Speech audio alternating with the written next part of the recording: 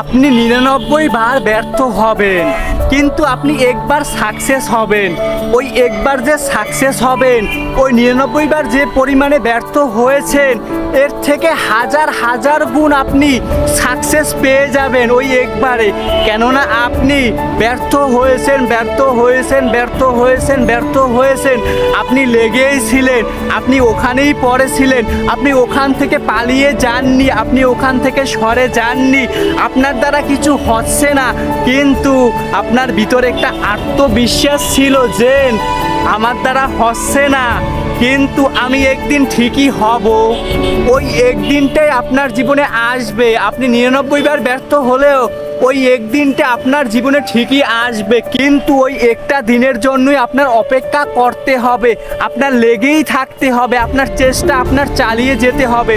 দেখেন, আমি একটা কাজ করি, এখন ওখান থেকে আমার সাকসেস হচ্ছেই না, আমি বারবার হোঁচট খেয়ে পড়ে যাচ্ছি, আবার দাঁড়াচ্ছি, আবার পড়ে যাচ্ছি, আবার দাঁড়াচ্ছি, এইভাবেই চলতে আছে। একটা সময় আমি হঠাৎ করে একেবারে দাঁড়িয়ে আসি, আর পরেই যাইনি। তখন তো আমি আর পড়বো না, কেননা আমি হোঁচট খেতে খেতে খেতে খেতে বড় হয়েছি।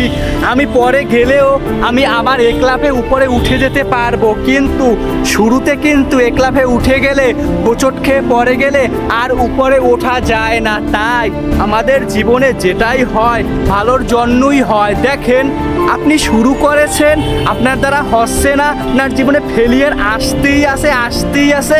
99 বার চলে এসেছে, ওই 100, ওই একটা বার, ওটাই আপনার সাকসেস আসবে। দেখেন, আমরা সবাই সফল হতে চাই, কয়জনে বা পারি?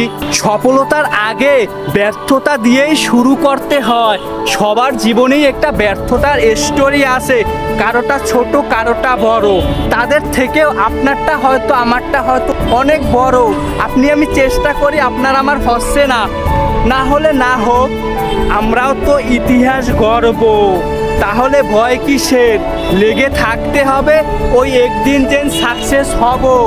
ওই যেন 1000 বার ব্যর্থ হয়েছি, ওই 1000 বারের ব্যর্থতার ফল আমি ওই একবার সাকসেসে পাবো।